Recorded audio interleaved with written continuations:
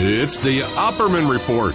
Join digital forensic investigator and PI Ed Opperman for an in-depth discussion of conspiracy theories, strategy of New World Order resistance, high-profile court cases in the news, and interviews with expert guests and authors on these topics and more.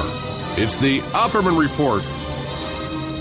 And now, here is investigator Ed Opperman. Okay, welcome to the Opperman Report. I'm your host, private investigator Ed Opperman, and this show is brought to you by emailrevealer.com. You can go to emailrevealer.com and get a copy of my book, How to Become a Successful Private Investigator. If you go to emailrevealer.com, you can get an autographed copy of the book. But if you're in a hurry, you need the book right away, you can go to amazon.com and get a copy of the book, but it won't be autographed. How to Become a Successful Private Investigator by Ed Opperman. Also at emailrevealer.com, we have kind of PI services. If you think your spouse is cheating on you, you give us their email address. We trace it back to online dating websites. So all different kinds of services down there at emailrevealer.com. We got a very interesting show today. As a matter of fact, the guest today was referred to us by TJ Sanfilippo from the Awake Radio Network, who hosts a show every Wednesday night. I think it's called Navigating the Sticks. His name is Stephen Smith, and he's the author of The Psychopath Machine, A Story of Resistance and Survival. The book just came out, just brand new, right off the presses. As a matter of fact, the website, thepsychopathmachine.com, is not even up and live yet. Maybe by the time you hear this show, it'll be live by then. But as of this recording, it's not even live yet. And Stephen was a victim of the MKULTRA program up in Canada. So, Stephen Smith, are you there? I'm here, Ed. Thanks for having me. Thank you so much. Very, I tell you, very interesting story, you know, and it's one of these stories, it's a fascinating story, unless you had to live through it. You know what I mean? I did. Yeah, I know. So, tell us about yourself. Who is Stephen Smith? I'm 67 years old. I'm recently retired. Sort of retired, but still pretty busy with what used to be our business. My wife and I live in the country. We have a really nice, quiet existence, and I finally had time to write this book, which has been in the making for, I guess, 40 plus years. So you still living up in Canada? Yeah, oh yeah. West Coast, Sunshine Coast, beautiful place. 67. I tell you, when I was talking to you, I thought you'd be like 40 years old. I thought you were younger than me. I know, I have a funny voice. I could turn my camera on me, but nobody really wants to see my gray, grizzled face. I know what you mean. That's why I keep my camera off, too. I just had yesterday, I was telling you off the air that I had on, what was her name? Her name was Liddy Denier, who was the girlfriend of Ambassador Stevens. And you know who she was before she hooked up with Ambassador Stevens? No idea. She was the actress. She played Jane in Tarzan on the TV series Tarzan and H. She was gorgeous, man. Wow. Yeah. I remember watching that when I was a kid. Yeah. I wanted to keep the camera on for her, you know, but for you. Okay. Okay. I understand. Yeah. Hey, so what did you do? What kind of business did you have? Plastic fabricating. Okay, very cool. Okay. Something else that you might find interesting. I don't know if you've heard of this or not, but something called a vaporizer. I actually invented that. Wait a second. The vaporizer that blows up steam when you have a cold? No. That's what it was before I invented this vaporizer and coined the term. It was actually a medical device. It's for consuming marijuana in a medical sense. Get out of here. Okay. Yeah, I invented that. That was, although I didn't really promote myself that much, we sold an awful lot of those, and it was very good for us. What'd you sell? You sold them at a High Times magazine? How'd you sell them? How did you sell? All over the place. We exported them all over the world. We created a global market. And how did it work? It's electric. You plug it in. It gently heats the herb to the point where the THC, which is a light crystal, a light molecule, is vaporized without smoke. So there's no combustion. All you get is the active ingredients. Thus, it's not bad for your lungs. And, people who know the history of this know that ultimately it resulted in e-cigarettes. the electronic vaporized cigarette thing. Oh, get out of here, yeah. That was a spin-off from the original vaporizer. So anyway, we owned a plastic fabricating business, and this was one of the products that I was manufacturing, and it really took off and did well for us. Yeah, very cool, because I haven't smoked pot in years and years, but when I did, you'd get all that phlegm, you'd get all that phlegm in your chest from smoking, yes. I never enjoyed that part of it. Well, the idea of this was medical. It's it's proven that it has a lot of medical benefits, but smoking anything is not good for you. So this worked. It was a harebrained idea. Yeah. It was an experiment, but it worked. Well, of course, when I smoked, it was only for medical reasons, of course. Of course. I had all kinds of medical issues. So tell us about this story, the Psychopath Machine, a story of resistance and survival. Give us an idea. What happened here? Okay, there's two parts to this book. The first is my own personal story. It's a biography.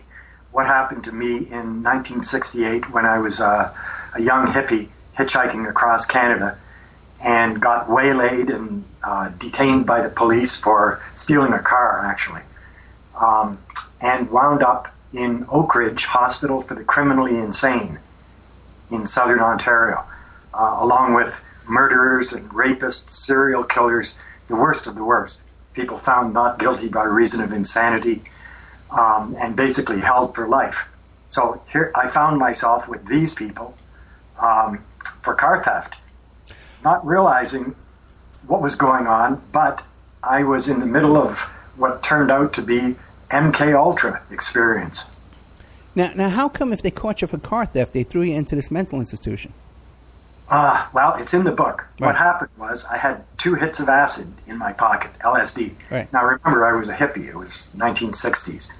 I was young and foolish, and I got caught for stealing this car. It was kind of an act of desperation at the time. It's better explained in the book. But being really foolish, I ate these 2 hits of acid. And the people, I guess the court and the police, they didn't know what was happening, and they thought I was crazy. So off I went. But there was more to it than that.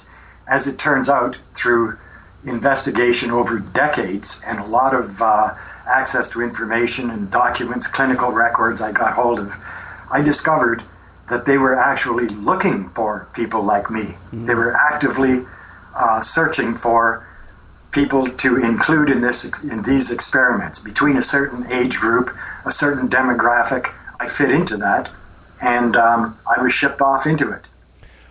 Did you ever look back and think, boy, if I just would have took the charges for the LSD, I would have been out of this in and out a lot sooner than what they put me through? Oh, there wasn't even any charges for the LSD, and the car theft charge was dropped. Oh, boy. They never proceeded with it at all. But I'm saying if you didn't went to court for it, it was dropped instantly. I'm saying if you didn't take the LSD, if you didn't swallow it, if you just would have took the bust for it, you probably would have been in and out way quicker than all this they put you through. Oh, absolutely. Without question. No doubt. So now what'd you find out? That they were looking for young kids who had no stable home life and no one was looking for you? Is that what they were looking for? Well, they were looking for, in my case, what I think is, they knew full well that I wasn't crazy, and they knew full well I wasn't a psychopath. Right. But I think what they wanted was some people who were the same age group, the same demographic, who didn't have a family to back them up. And I guess I would be called part of a control group. If you're going to conduct experiments on a certain group of people, you need to have in those experiments people that aren't part of that group, in order to make the judgment about whether your experiments are effective or not. So I see myself as part of a control, one who wasn't crazy but was put through the same thing. So now, when you first get thrown into this Oak Ridge mental institution, were you trying to tell the doctors and stuff, hey guys, you got the wrong guy, let me out of here? Oh, of course. But you know how that goes, as you're being dragged backwards down a hallway screaming that I'm not crazy. It doesn't go over well. Oh, my God. So then what were the first few days like? Did they have you in restraints? Oh, yeah. Nightmarish. Absolutely nightmarish. This was not a hospital setting. This was a prison setting. The building was... The physical structure of the building itself is super maximum security. multiple layers of bars, slamming doors, everything made of steel, nothing resembling a hospital at all. Okay, this is a nightmare. Now, so It's a nightmare. Yeah. Now they dropped the charges, but they said, but you're going to be remanded to this mental institution, right? Yeah. Now, when you're in there, was there any hope? Was there anybody working on getting you out? Was there any hope of getting out? Did you have any hope? No hope at all. No hope at all. As far as I understood at the time, I might well be there for life, as most of the people surrounding me were. There's people that had been in there for 30 years. Now, were you able to talk to some of the other patients or the other inmates? Oh, that's what it was all about. This was, boy, there's so many facets to this. It's difficult to explain what was going on in a soundbite, but they were conducting experiments with drugs, sensory deprivation, literal torture, really waterboarding, horrible things, nightmarish things. All these experiments were basically conducted on people that nobody gave a damn about. They were killers. They were mass murderers, child rapists. So they didn't elicit a whole lot of sympathy. What the doctor who was running this program, his name was Elliot T. Barker. He was his history is very strange. He actually went to East Germany and China. This is according to his own words. I have his email discussion with me many years later in the research for this book, where he admits to going to China. I don't understand this because it was before China was even open to the West. But he went there studying Chinese prison techniques and Chinese brainwashing techniques, as well as East German. I have his own words, and I will release that on the website. Well, let me ask you this now. What was his capacity? Was he working for the military when he went to China, the intelligence agency? What capacity did he describe to you that he was able to go there?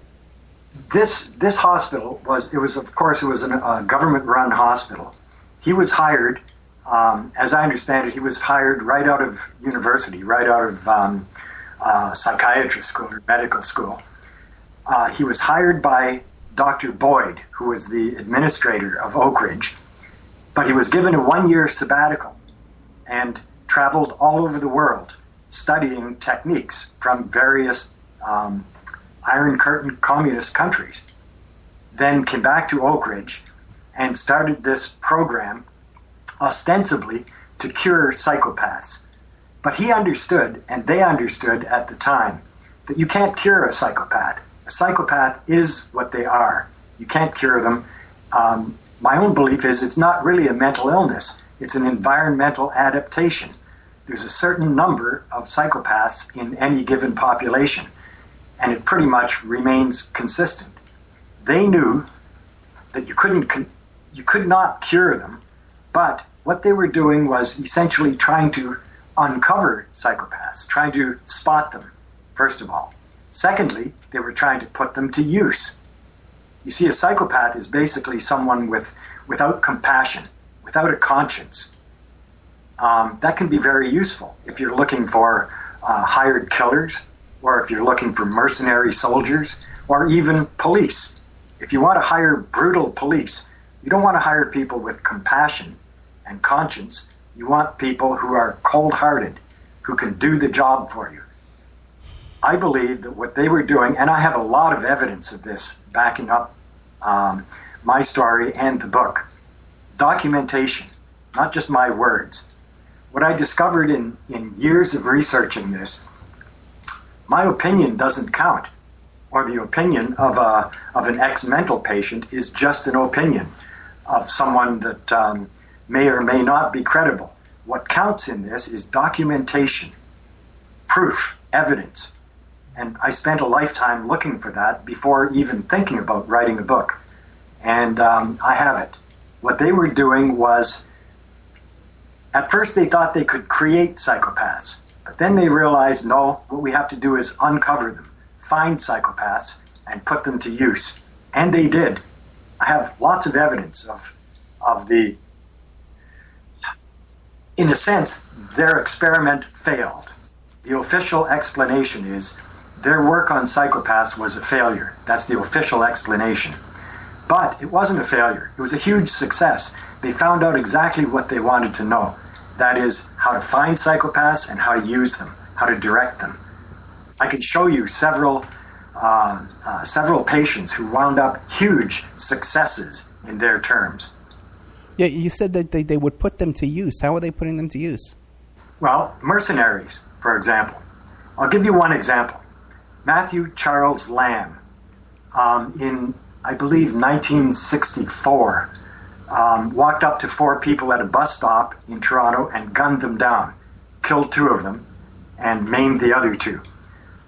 No reason, no explanation. He wound up in this hospital. So he was one of Dr. Barker's favorite subjects. This guy was given more LSD than anybody in clinical history, as I understand it. Very intensive on this guy. To be brief about it, he was ultimately released from a lieutenant governor's warrant. That means you're in a nut house for life. He was released into the care of Dr. Barker, where he lived on his 200-acre farm with him and his family. He next turned up in Israel, where he joined the IDF and fought in the Yom Kippur War.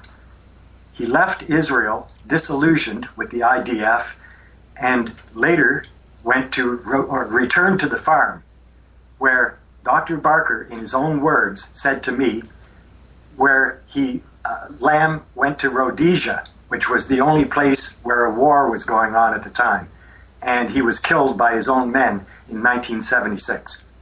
So briefly, that's the outline of Matthew Charles Lamb. You can look him up on Wikipedia. That's a whole other story, the Wikipedia about him. The Wikipedia, by the way, is written by an IDF, Israeli Defense Forces guy. He's the author of the Wikipedia. You would wonder why. Anyway, if you look closely at Matt Lamb's life, and believe me, I have a lot of stuff about him, it becomes really clear that, hey, they used this guy. They did something to him, they directed him, and then they released this guy, gave him a passport. He went to Israel. God knows why Israel would accept a guy fresh out of a mental hospital for the criminally insane who had murdered 2 people. And they gave him military training. Then he came back, lived with the doctor, then once again was sent off to fight as a mercenary in a war. Look it up. It's all there. That's terrifying. Now, it's jaw-dropping. Yeah. Now, did you meet this guy? Oh, yes. Oh, yes. I knew him well. And you're saying that this guy was documented as given the most LSD out of any other subject, the trial suspect ever? Yep. Yeah. Not just LSD, neither. I have, you know what? I have a video. The history of this video is pretty interesting. I write about it in the book. The name of the video is F Ward. It was filmed in 1972, shortly after I was released. And this video is an absolute horror. It's like something you would expect out of Soviet Russia. At the same time that we were condemning the Russians for the kind of activity that they were doing with brainwashing and treating mental patients, we were doing exactly the same or worse. This F Ward was produced by CTV, narrated by Norm Perry, who at the time was kind of Canada's Walter Cronkite. Okay. Now, this video is embargoed. If you ask CTV, they'll say it doesn't exist. But I have what I believe to be the only copy of this on VHS. Matt Lamb and others are in this video, and let me tell you, it's dynamite. There's things in this video that the world's got to see. Well, now, how were you able to take the video? I'm not following. The video. This was a documentary made by CTV. Oh, okay. Inside Oak Ridge that filmed. They invited cameras in. They actually invited these people in to show the world what they were doing. The thing is so cynical. Barker actually believed that the best place to hide this was right in front of your eyes. Now, with this Lamb, this Matthew Charles Lamb, now when you would talk to him and hang out with him, Did you ever ask him why he committed this murder in the first place at this bus stop? He has no idea. Now, he has no idea why he did it. Now, no. Did he talk to you saying, hey, when I get out of here, I hope to be a mercenary and go to Rhodesia and go to anything like that? No, nothing like that. Then what would he say that he wanted to do when he got out of there? Well, it wouldn't be up to him to say what he wanted to do. This story is complex. He was, when you put this together bit by bit, there's just too much to this. There's too many small pieces to this puzzle to start kind of spilling it all out at once. But in the book, I've put it together in an organized fashion, so I don't sound like Mel Gibson in Conspiracy Theory, going off wildly in all directions. Well, don't worry about that. Story would be one of the keys to really proving that they were creating mercenaries. They were creating killers. They were taking killers and directing them into killing the people that they wanted killed. Oh, yeah, I understand that. And don't worry about sounding. You're presenting this great. So far, you're presenting this story very great. Now, at the same time, when they were giving him the LSD and the methamphetamines and all this other stuff, they were waterboarding him too as well? Yeah, I guess. There was some very bad treatment going on there. How about handcuffs made of seat belts, car seat belts and padlocks? How would you feel? How would you feel if you were handcuffed to a serial killer who murdered and raped children? You were given drugs that blows your mind completely. Not only LSD, but drugs like scopolamine. Horrible drug. And while you were undergoing this ordeal, you were handcuffed with seat belts to a serial killer, child murderer, and he was overseeing you to make sure you didn't hurt yourself. Does that sound a little bizarre? Yes, it's horrific. The whole thing is horrific. But real quick, back to this guy Lamb. Now, at the same time he was going through all these was he being trained with firearms in there too as well? How did he No. This is one of the things that's so bizarre about this. When Matt Lamb was released, who released him would have to be absolutely sure that Matt Lamb would never be a danger again, that he would never want to kill anybody again, though God knows why he did it in the first place. They would have to be absolutely sure that before he was released, this would not happen again. He wouldn't relapse. Right. Well, as soon as he told the doctor, picture this, he's living with the doctor on his 200-acre farm, digging fence posts and doing manual labor. He tells the doctor that he wants to join the military. He wants to go to Israel. He has Israeli bonds from his grandmother, and he wants to go to Israel and join the military. Well, in my opinion, as soon as he says that, I would think, you mean you want to have a gun in your hand again? As far as I know, the only time he used guns was to murder people. So as soon as he talks about wanting to join a military, his whole existence comes into question again. Why would they, Barker says, with his grandmother's Israeli bonds and my encouragement, he went to Israel where he joined the IDF and fought in the Yom Kippur War. The questions that brings up is amazing. Yeah. How did he get a passport? He's under a lieutenant governor's warrant. That's for life. As soon as there's any indication that he might be violent, he would be sent immediately back to Oak Ridge. No court, no nothing, just right back to the hospital. Obviously, he's not cured. But instead of that, he gets military training in Israel. Now, he's not the kind of guy you would want to give military training to in the first place. He then comes back to the farm. He's a psycho killer, obviously, still. And now he's got military training. So they send him off to the only other place where a war is going on, Rhodesia. Isn't that a bit odd? Doesn't it bring up some questions? Who directed this? Who was behind this guy going to Israel and then going to Rhodesia and getting a passport? And why would the Israeli government want him in the first place? Yeah, this is all very, very strange. Now, a couple of questions now about Matthew Charles Lamb. Now, he's being given the waterboarding and the LSD and all this kind of stuff. But is there something else, like videos he's watching or chanting or repetition hypnosis? What else is going on to to get him, to change him? Well, Barker's program was essentially, he called it defense disrupting therapy.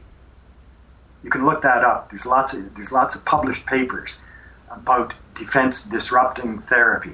It includes a lot of things, from sensory deprivation to drug treatments to outright physical torture. And this was continuous. I experienced it for 8 months. Matt Lamb experienced it for years. Okay, now one more question too. Who else was on this farm with this guy Lamb and Dr. Baker? There were 2 other patients.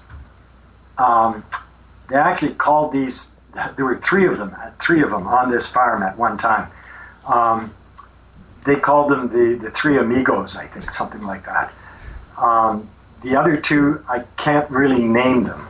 They may, one is still alive.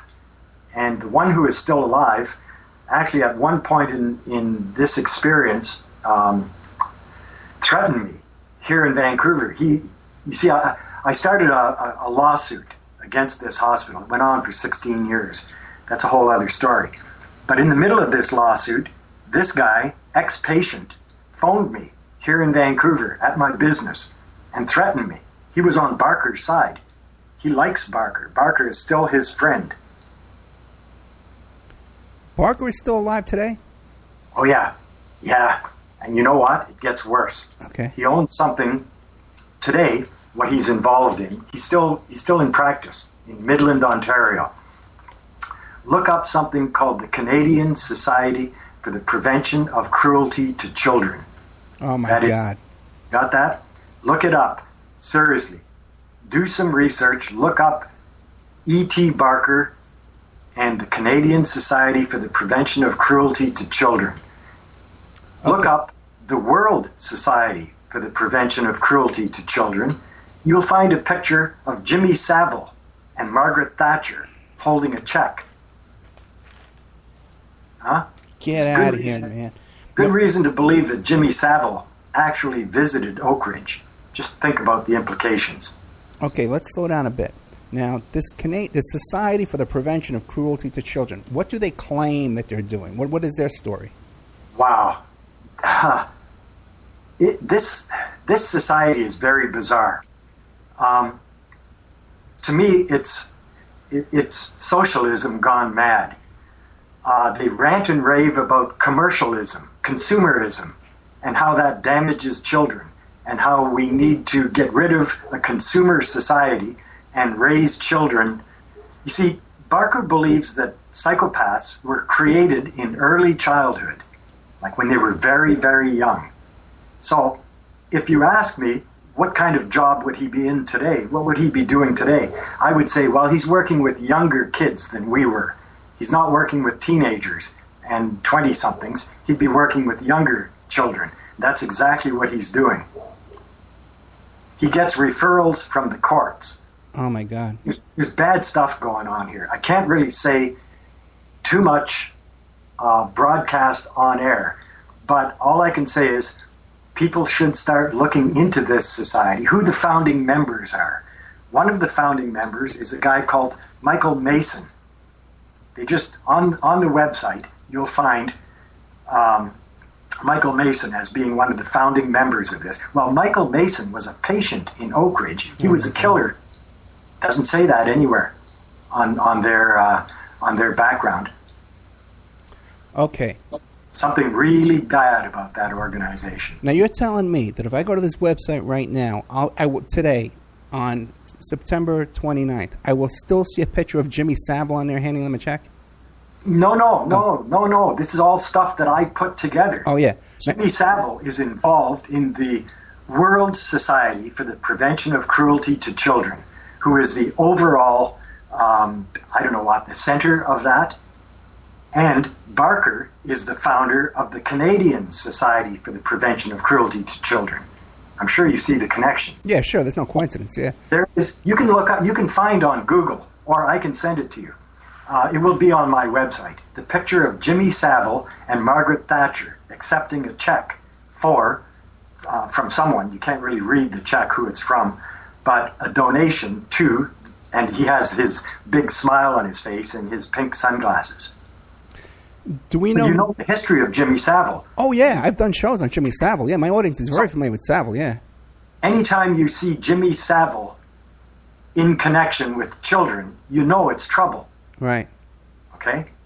So what I'm doing here is making the connection between Barker's present organization that he formed, that he was the founder of it, and Jimmy Savile.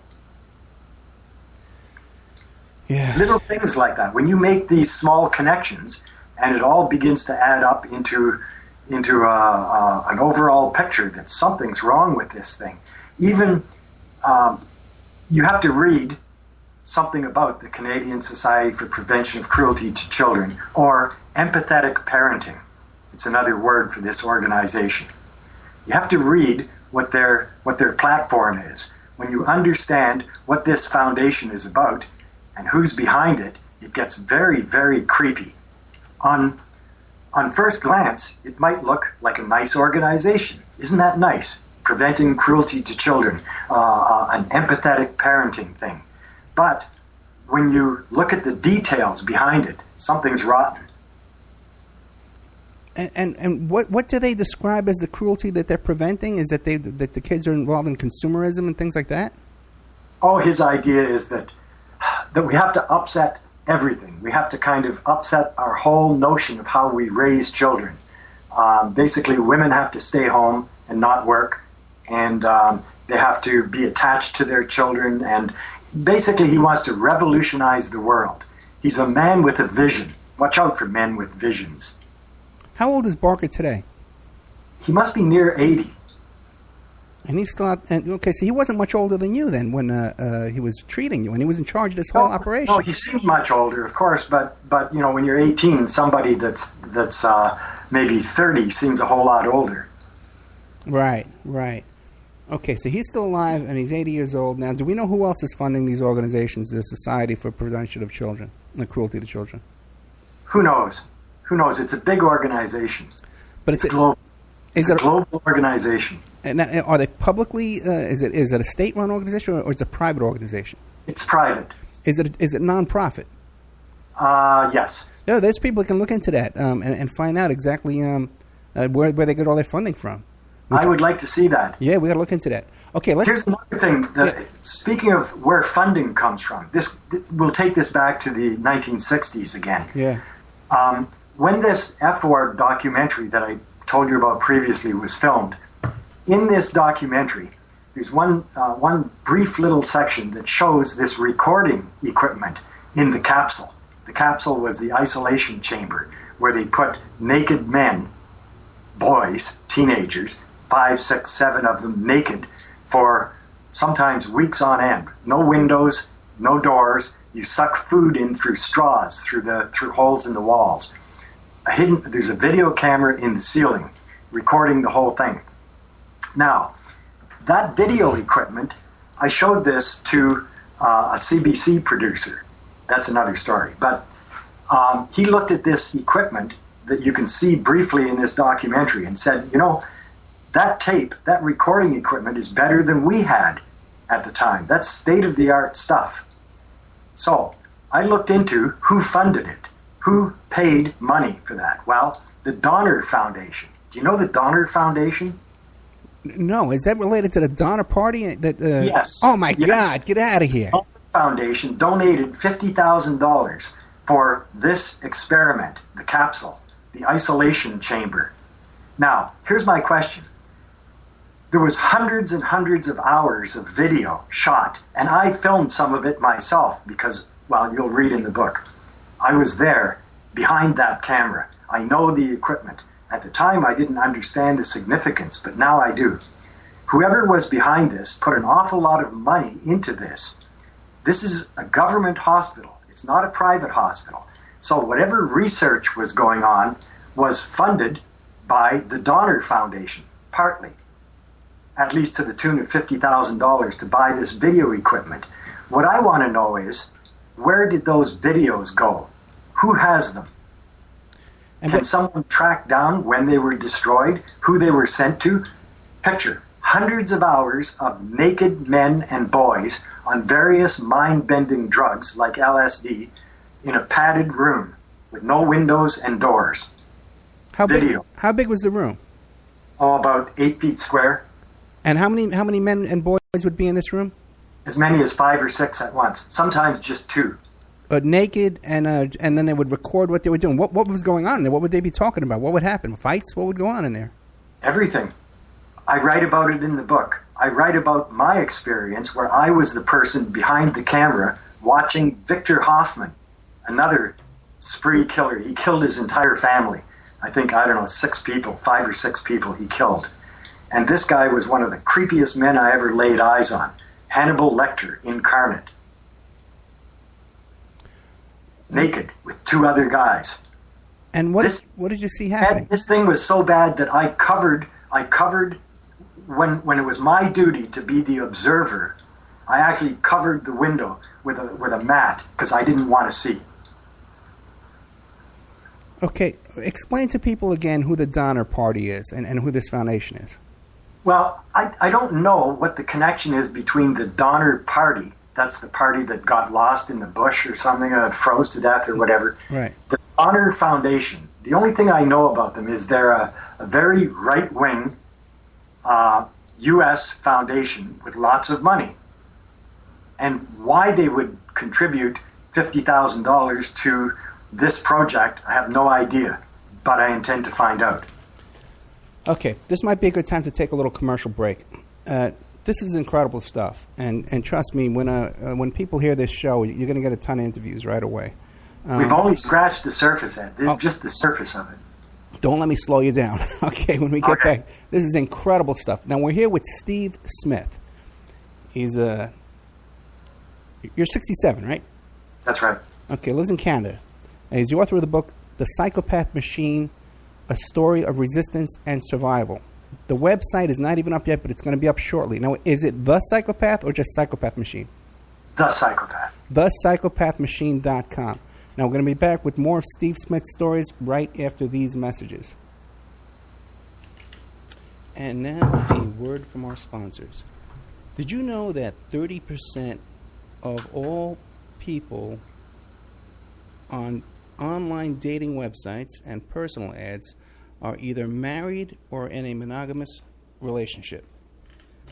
30%.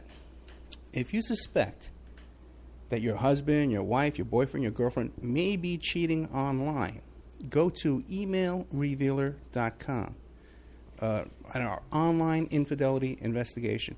You give us their email address, and we can trace it back to online personal ads, dating sites, and social networks. We can even expand the investigation and find them cheating on escort service sites or even porn sites if they're registered to porn sites and swinger sites.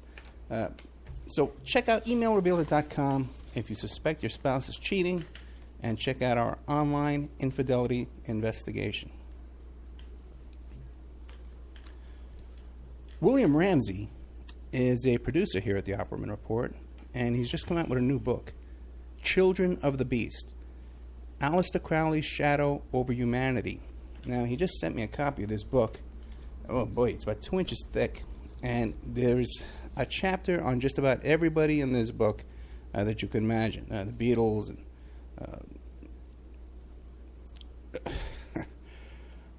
Jack Parsons, everybody's in here. It's incredible. And I definitely recommend this book. There's a bunch of pictures in here, too, of all these people in different chapters and information. Anton LaVey and people I've never heard of, too. There's a whole bunch in here. JFC Fuller.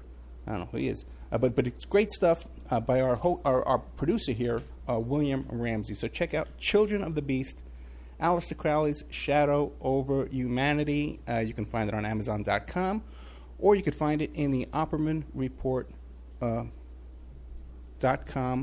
bookstore. We have an urgent bulletin. It seems that the group Strawman is still on the loose. It has been confirmed that Strawman are Canadian, okay, and that authorities are asking people to stay indoors, lock your doors and windows until this group can be dealt with. You could find more information about this group of Canadians, at strawmanmusic.com.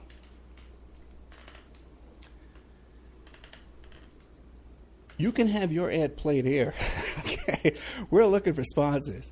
Okay, in fact, we desperately need sponsors right now to take this show to the next level. So you can have your your ad played here, read live, like I'm doing now, so artfully. Or we can even work up a little jingle for you with some music and stuff like that and play it here. You have no idea how inexpensive it would be to have your ad played on the Opperman Report on 7 stations live Friday night and another 7 stations live on Saturday night, plus replayed every day of the week on different stations, and then archived on YouTube, Spreaker, iHeartRadio, iTunes, and all different kinds of podcasts, Pod This and Podbean, all different kinds of places who archive the show for us. And on those archives, your ad would play indefinitely, forever. You also get a little banner on OppermanReport.com. You get a mention on the air, you get a little interview on the air, and all kinds of fun stuff if you sponsor Opperman Report. We have an opportunity to get this show on a major AM/FM station in California. We've been approved. So if you want to sponsor us into that, so incredibly inexpensive that your ad would be heard by the range covers 5 million people in population where your ad would be broadcast, and all these other stations would be thrown in for free. So really affordable prices to sponsor OppermanReport.com. Get a copy of my book, How to Become a Successful Private Investigator. You can get a copy of that book at emailrevealer.com, or you can get a copy of that book now. It's back up on Amazon.com. How to Become a Successful Private Investigator by Ed Opperman. And this book has been updated a little bit from the previous book that we had that was available to our wonderful listeners. Okay, welcome back to the Opperman Report. I'm your host, Private Investigator Ed Opperman. We're here today with Steve Smith, the author of The Psychopath Machine, A Story of Resistance and Survival. His website coming up is thepsychopathmachine.com. And this is a story about this Oak Ridge hospital where he's been put through hell and back, and it seems to be some kind of an operation breeding hitmen and mercenaries and all kinds of bizarre stuff. Now, is this Oak Ridge hospital, is it still in existence today? No, it's not. They tore it to the ground a few years back. Now, was it shut down in scandal, saying, hey, what's going on here is horrific and we need to shut it down? The place has been under constant scandal for the last, 60 years plus. So finally, they tore down the horrible, ugly building that, well, when you see a picture of it, you'll know what I mean. It's the most oppressive building you've ever laid eyes on. They tore it to the ground and built a new facility, basically on the same site. It's another super maximum security prison for the hospital, or for the criminally insane, or whatever they call them now. I have no doubt that there is a need for this type of facility. They need someplace to hold people like that securely. But it wasn't Oak Ridge. No one should have been in a place like that. But it was built at the turn of the century when mental patients were really abused. Yeah, there's a picture of the facility on the cover of the book. And so if you go to if you go to Amazon.com, you can see a cover of the book, and it's a gray, looks like Fort Knox almost. You see what I mean? Yeah, it's a horrific building. It has an evil look about it too. Everything about it. Hey, what about this? Now, was there anything going on there, like with the occult? Anything kind of occult activity? Did you notice? I can't really say for sure. We're dealing with a bunch of mental patients who think all kinds of things. Now, there's something about Peter Woodcock, also known as Michael J. Kruger, changed his name to Kruger, although I don't know how a person who has been incarcerated all their life can legally change their name. Peter Woodcock was a serial killer. He killed 4 children in the late 50s. But he was he spoke of something called the Brotherhood. Now, over the years, some books have been written about Peter Woodcock, and I think there's a misdirection going on with what the Brotherhood was. I spoke to Peter Woodcock about the Brotherhood. He introduced me to members of the Brotherhood. I knew who they were, and they were Germans. They were his friends who came to visit him, and later came to visit me as well through Peter Woodcock. And when I was released, I had no place to go. I went to live with one of these members, one of these Brotherhood members. Now, over the years, the books written about Peter Woodcock makes it look like the Brotherhood was Peter Woodcock's fantasy. Somebody even spoke of it being aliens. But no, the Brotherhood was absolutely real, and they were Germans, and they did come to Canada through Operation Paperclip. I know it. I have it. Now, you lived with them. What were they up to? Wow. They were some kind of religion. It's in the book. I describe it better in the book than I'd be able to here. All I can say is they weren't Christian. Okay. Now, did you participate in their faith? No, I watched it, but they wouldn't allow me.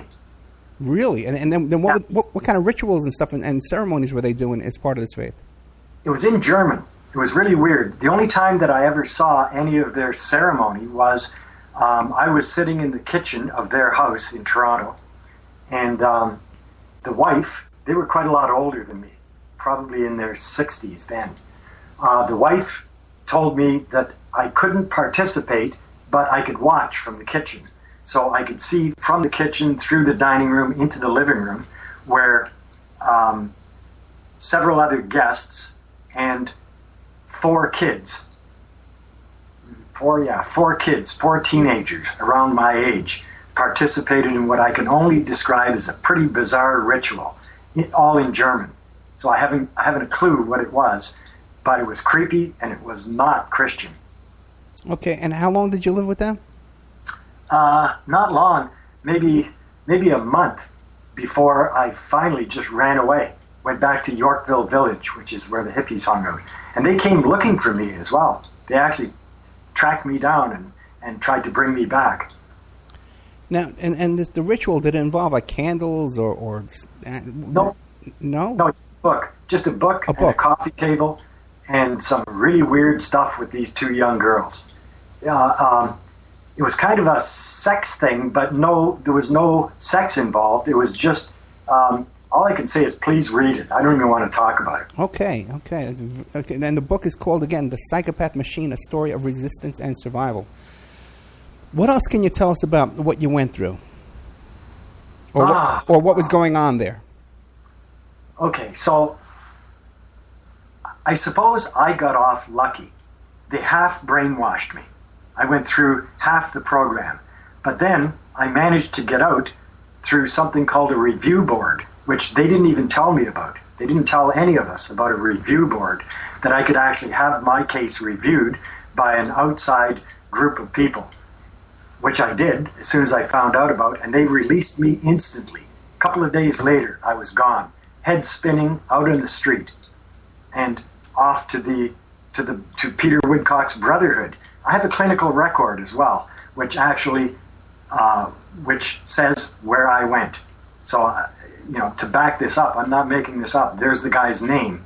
It's in the book, and it's in my clinical record as well. So, I got off lucky because I was only 8 months in this program. And I think what happened was, rather than brainwashing me, it screwed me up. For a lot of years, I was screwed up, went through a lot of difficulty.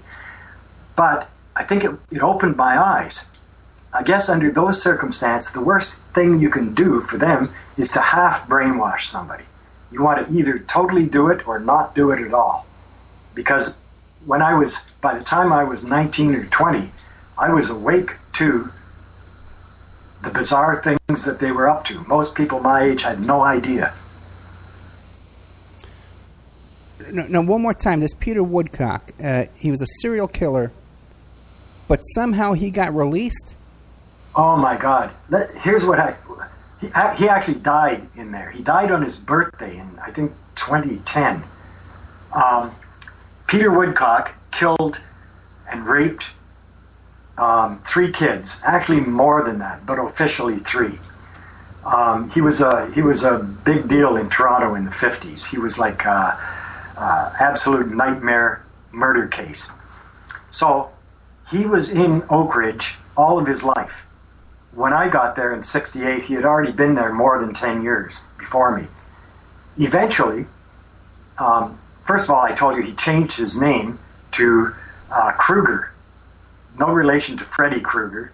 This Kruger had to do with the German Brotherhood, which he belonged to. He had to change his name to something German.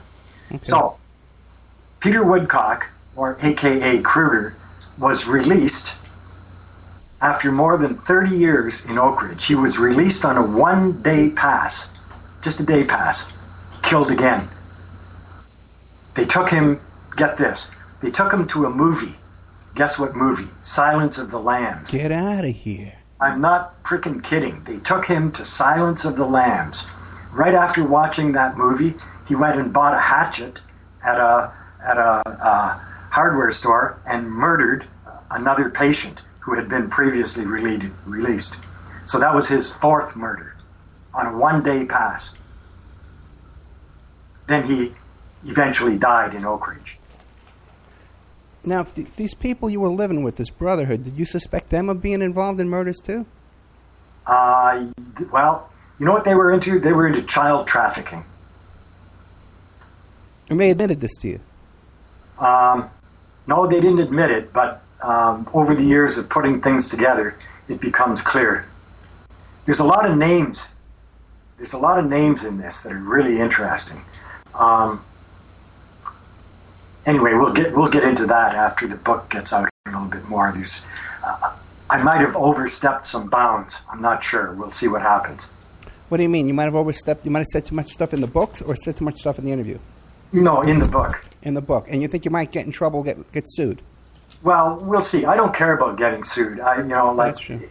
You can't sue somebody for speaking the truth. Right. And frankly, I don't think the people involved are going to want anything to go to court. Because if they sue me, then it opens this up to cross-examination. And I don't think they want that. Okay, but that's just... Now, when they let this guy out on this 1-day pass, was he supervised? He was supervised by another mental patient. This is unbelievable. What year was that? What year was that? What was it? 1980-something, early 80s, mid-80s. Okay, so that wasn't like in the Stone Ages. That's in recent history. You know, we had we were civilized in the 80s. They let him out after 30 years and take him to Silence of the Lamb. Is it any surprise that he left the movie and went and killed James Kerr? And how did he find this James Kerr? How did he find him? He was a former mental patient. I guess he just found him when he was out on the day pass. Oh, my God. Okay, but what else can you... But just imagine that. 1 day. They let him out after 1 day, and he murders the same day. Yeah. They said he was fine. They said he was cured. They thought he was safe to let him out. I call on that. I call bullshit on that. I think they let him out knowing he was going to go and do this. He was a test. They took him... You see, like I said, they were creating psychopathic killers and Manchurian candidates, and he was one. This was a test. They let him out after all this time, take him to Silence of the Lambs, and let's just sit back and watch what happens. No surprise, he killed someone.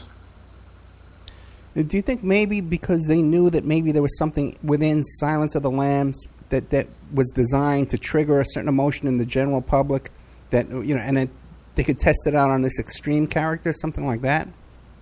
Well, I can't go there. I'm not sure. It's a pretty creepy movie. But I have no doubt that if you asked me, should we take Peter Woodcock to Silence of the Lambs, I would say, are you nuts? Yeah, I think everybody would say that, yeah. So it's no surprise. If you do that, you can expect those results. So these are supposedly intelligent, educated people running this place. You tell me they didn't know that? Now, were they intelligent, educated people when you were in contact with them? Did they come off that way to you?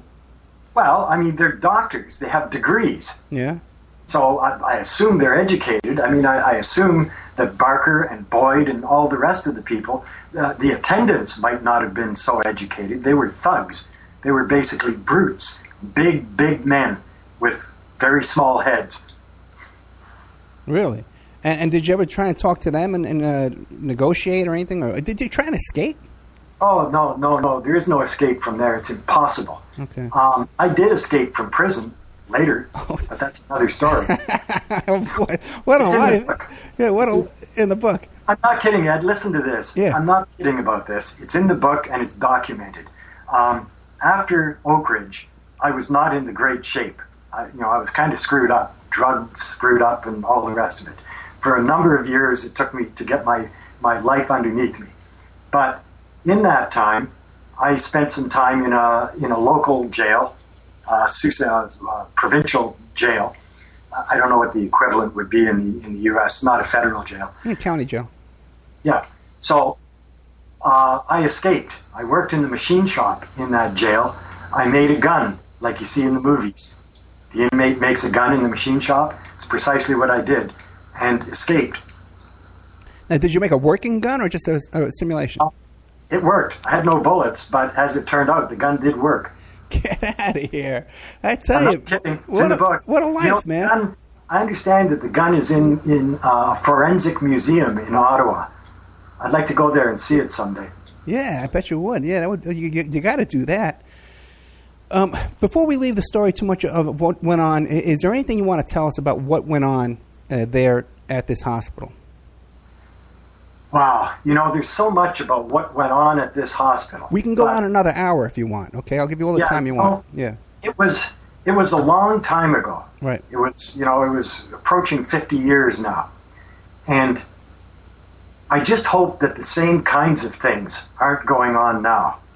I hope I hope they learned. I know they're concealing it. I know that Oak Ridge doesn't want this information out there.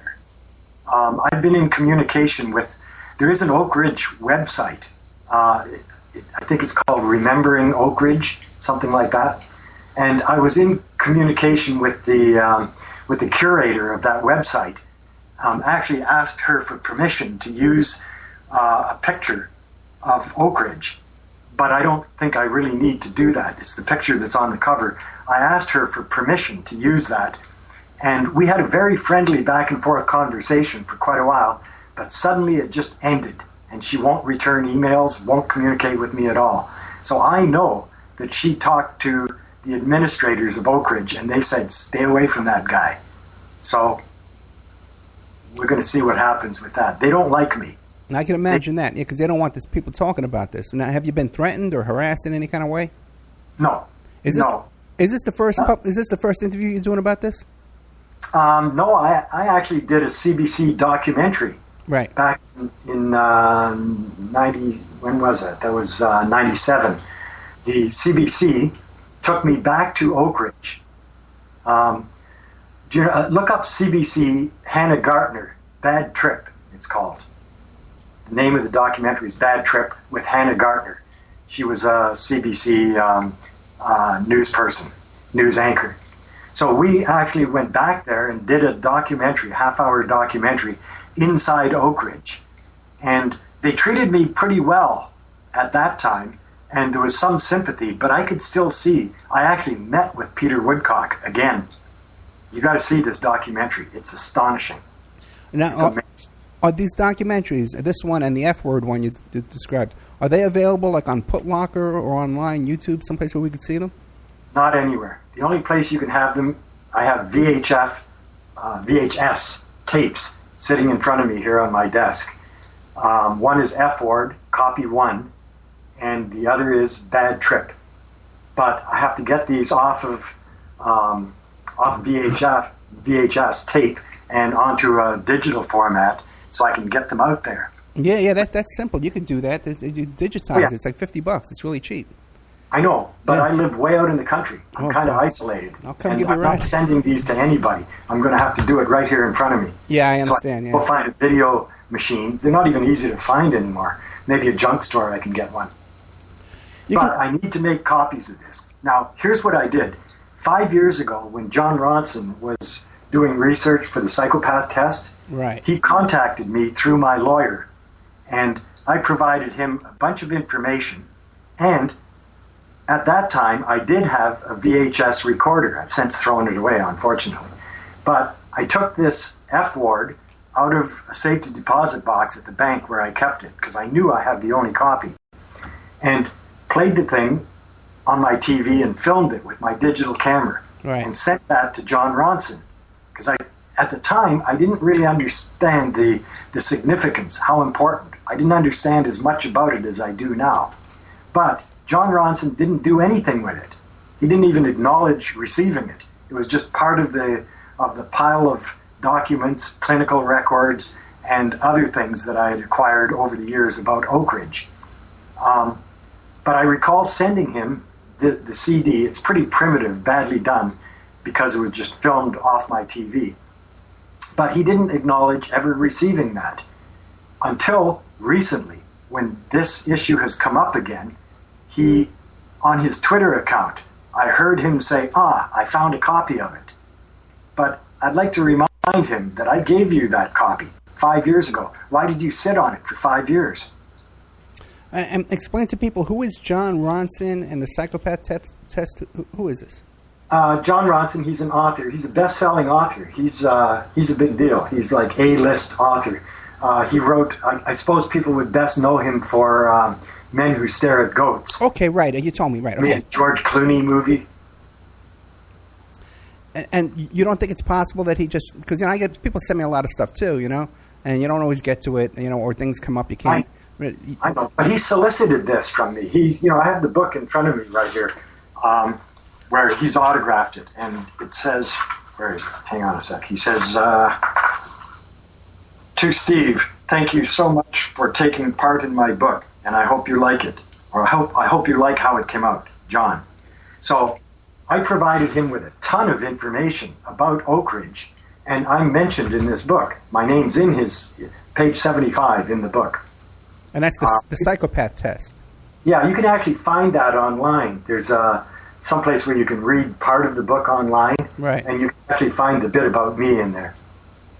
I think if you Google Steve Smith and psychopath test, John Ronson, that kind of stuff, you'll find that. And now, what was he wrote the book, The Men Who Stare at Goats. That's right. And what was his involvement in that whole program? Well, he wrote the book. So he just observed it and wrote about it. Yeah, he researched the. What John Ronson does is conspiracy theory stuff. Right. He apparently likes conspiracy theory books and goes into that. But I kind of wonder. I think he could do better. Yeah, I got you. Now, how did you get your life together? You left there. You pretty much left there and nowhere to go. You went with this order, the Brotherhood. You said, right? The Brotherhood, these German guys. Then you had to escape from there and go live with some hippies, right? How did that work out? Okay, well, eventually, I made my way to Vancouver, which is what I set out to do in the first place before all of this got started. But 10 years later, 10 years after the fact, 1979, I made it out to Vancouver. January 1st, 1980, the apartment building that I lived in, called the Angus Apartments, burned to the ground. I'm pretty sure it had something to do with it. It's in the book. I think I know who burned it to the ground. And at that point, I knew they were after me. I knew someone was tracking me. Not paranoid, because I have a document proving it from the Ontario government. So I jumped on a plane and I flew to Central America. I tell you, this gets real weird. No, wait, before we get to Central America, okay, you're saying 10 years later they tracked you down. Is that because you were like keeping a low profile and you weren't, working on the books and stuff like that? They couldn't find you? Well, let me put it this way. Yeah. I have a letter from the Ontario government, from the Solicitor General, inquiring about my whereabouts. A letter to Oak Ridge, dated May 1980, inquiring about my whereabouts, if they knew where I am, and asking for any information about me to be sent to the Solicitor General's office and mark it Special Project Records Division. Get the hell out of here. The letter is dated May of 1980. In May of 1980, I was in El Salvador. Do you know what happened in El Salvador in May of 1980? Is that where those nuns got killed? That's when, yes, and Oscar Romero. Right. I may have actually had read the book. I don't want to say this on air. I don't even know how to deal with this. I was there when Romero was assassinated.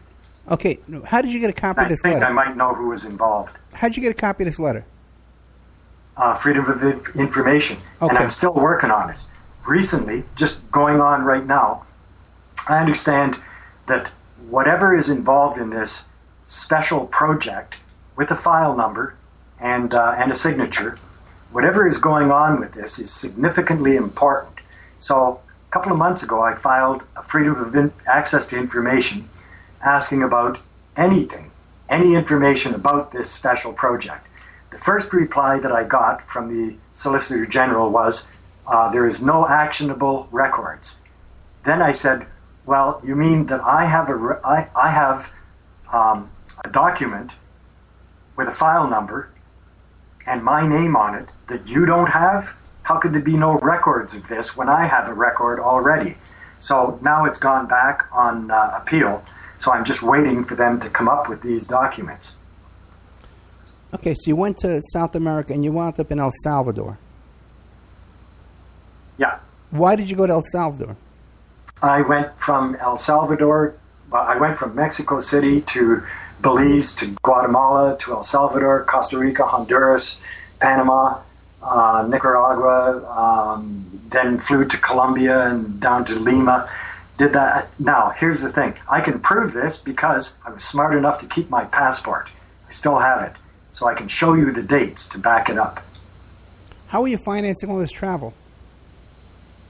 I was working by then. I was making money. This was, I had already moved to Vancouver, and I had a decent job. I was making good money. But when my apartment building got burned down, I think I know who did it, and it scared the daylights out of me, so I just took off. It's in the book. I described what happened and how it... Here's an interesting thing about that apartment building. This was a major fire in the west end of Vancouver, January 1st, 1980. It was a five-alarm fire of a historic building. It was a huge apartment building. There is absolutely no record, not even in the Vancouver archives, of that building ever even existing. If it wasn't for one small news article that I found in the Prince George Digital Archives describing this fire of a landmark building burning to the ground, no one would even know the building ever existed. It's too damn weird. There's no record of it. And you say you think you know who set fire to the building. Who is that? Can you talk about that? Well, I can't give you a name, but the circumstances in the book of how that building burned down, what happened. I'm not positive. I can't say 100%, but I think that building might have burned down because I lived there. Okay. And what were the circumstances that make you think that? Well, January 1st, New Year's Day, I had a bit of a hangover, so I'm staying at home. I'm just cooking spaghetti. It's around supper time, warming up some spaghetti. And the fire alarm goes off. I'm on the ground floor. No, excuse me. Let me take it back a little bit. I'm on the ground floor. The doorbell rings, and it's a friend of my brother's through the intercom. This girl, who I had met a couple of times, didn't particularly like her. She wasn't my kind of girl, put it that way. So I pushed the buzzer and let her in. About 5 minutes goes by, and she doesn't appear at my door. So it only takes like 30 seconds. I'm on the ground floor to walk down the hallway, and she's not at the door. So I open the door and look out into the hallway, and I see her coming down the stairs from, it's a kind of utility stairs that goes up to the garbage room. Okay. And I thought, well, that's odd. She comes in, talks to me for a few minutes, says Happy New Year or whatever, and okay, goodbye. Off she goes. About 15 minutes later, the fire alarm goes off. But it happened frequently in that building. It was an old building. It would go off occasionally. Didn't pay much attention. Then I looked out into the hallway and there's smoke. So I go outside, come back in, go outside. People are milling around. And then the fire department arrives, doesn't let anyone in. Then the building burns to the ground, like totally gone. I lost everything. I lost my paintings. I lost everything. Now, the fire started, actually, as it turns out, the fire started in the garbage room, which was up those stairs. So I don't know. What can I say? It's suspicious. I don't want to get paranoid and bent out of shape over it. Right. But I always thought, and that was 1980, it was a long time ago, I always thought, and I still do, that she had something to do with it. Now, you said she was a friend of your brother's. Did you ask your brother if he thought it was her? No, I was gone. 2 days later, I was in Mexico City. And you've never talked to your brother about that ever since? Oh, yeah. Yeah, I talked to him about it, but he's dead now, by the way. He died a long time ago. He knew nothing. He didn't know anything about that. She wasn't really much of a friend. Okay. She knew him. He knew her. My brother was an entertainer. He was a stage hypnotist. Quite a well-known guy. Older or younger brother? Was very interested in the fact that my brother was a stage hypnotist. Older or younger brother? Older. Okay, so now, did he ever hypnotize you? No. Now, what about when you were missing, when you were in this hospital? Was your brother looking for you and trying to get you out of there? No, I actually thought he was dead. He had disappeared. This is a whole other story. Do you know the Laurel Canyon trip? Yeah, you know sure. what was going on in Laurel Canyon in the 60s? Yeah. Dave McGowan practically made his bones here on my show, yeah.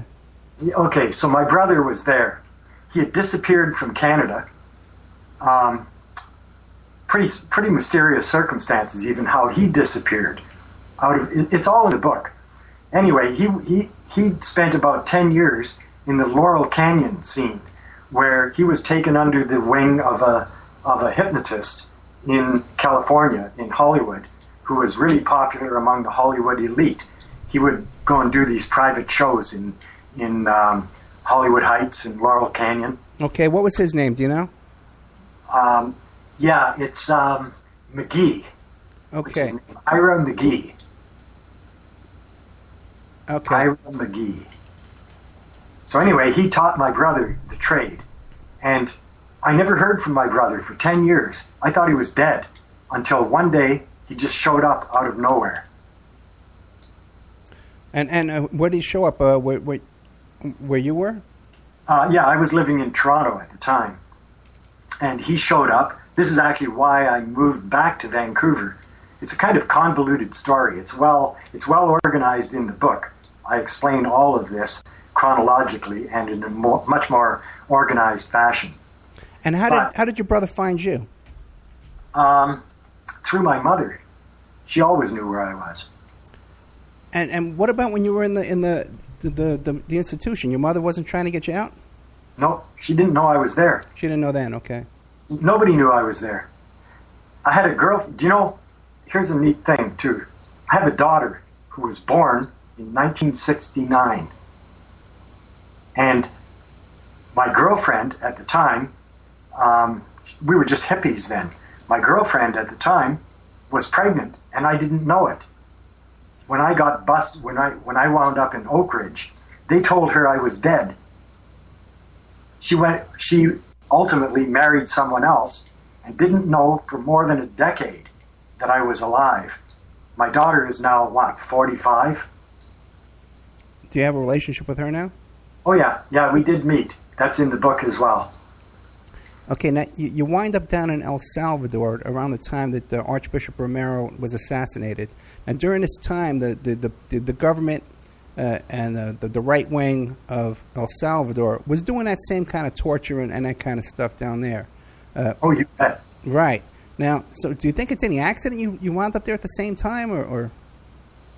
Well, it was my own choice. You know, it's not like I was driven to it. I went there, okay. But I went there under. I wasn't going to something. I was running away from something. I really thought somebody was after me in Vancouver and burned my apartment down. Right.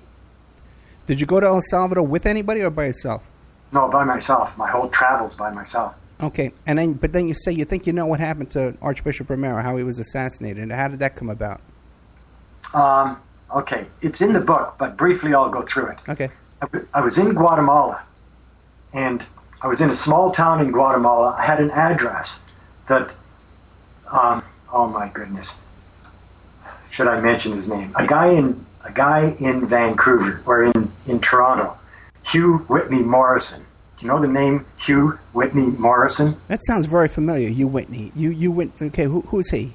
Okay, so he was a guy that I knew in Toronto. He's the son-in-law of Lemoyne Fitzgerald, one of the Canadian Group of Seven, and an associate of a guy called Intrepid. Do you know who Intrepid was? No, I don't know. Wow, this is where it just keeps getting stranger and stranger. Intrepid was the spy, the Canadian spy, who Ian Fleming based James Bond on. Okay. The whole James Bond story was based on Intrepid. You can look this stuff up. So I knew Hugh Whitney Morrison. Hugh Whitney Morrison was part of the Brotherhood, although he wasn't German. So you met him during this time when you were they first released you, when you were living with that Brotherhood? That's right. Shortly after, I met Hugh Whitney Morrison. He got a job for me. Doing what? Picture framing. He got a job and an apartment. And he was down in El Salvador with you?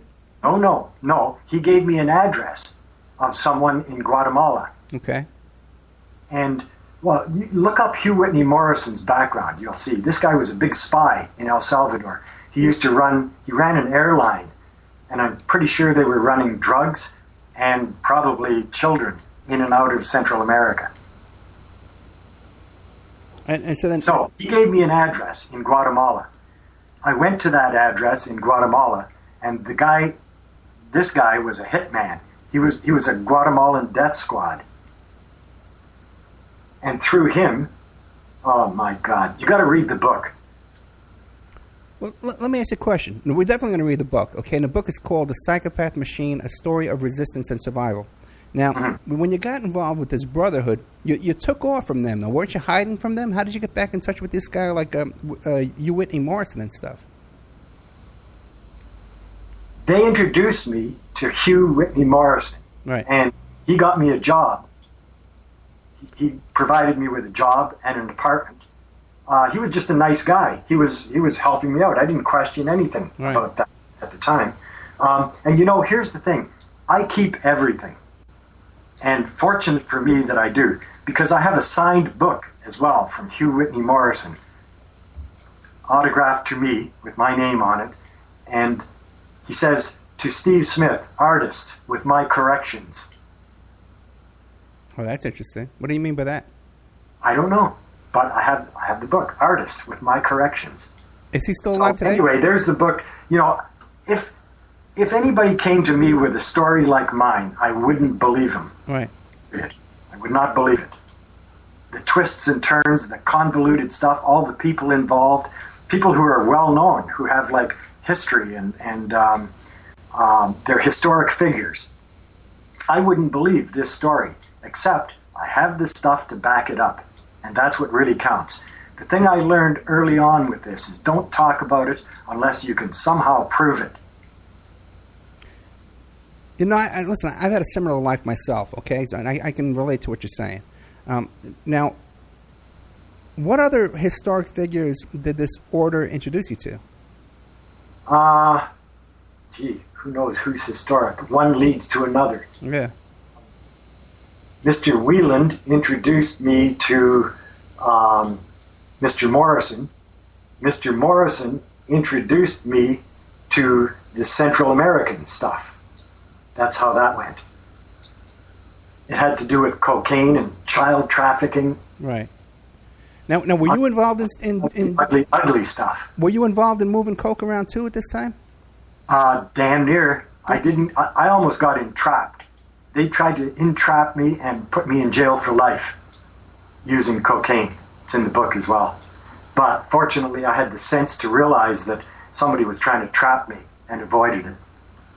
What, they tried to set you up in a deal and you didn't go through the deal? Yeah, total setup. Totally set up. Okay, then you talk about how these people were involved in child trafficking. You witnessed this? How do you know this? Well, because I saw the Guatemalan guy kill one family and take the kids, tie them up with baling wire, throw them in the back of a flatbed truck with me sitting in between these two assholes, these two guys, these hitmen. Right. And I asked him what happens to the kids. And he says, we sell them like bananas. And laughed. I wanted to kill the guy on the spot. He had a gun on his hip and was rubbing against my thigh in the front of the truck. God damn. I was so tempted to grab that gun, but I knew it wouldn't work. Yeah, these guys are pros, right? So you really wouldn't have a chance. Yeah. But anyway, I'll never forget that. You know what Mayan girls look like, Mayan Indians. Yeah. Very tiny. Hard to tell how old they are. Well, two of them wrapped up in baling wire, tossed into the back of a truck. And he said, we sell them like bananas. And he laughed. Now, did you ever try and report any of this to the police or anything? No. Report to the police. Are you kidding?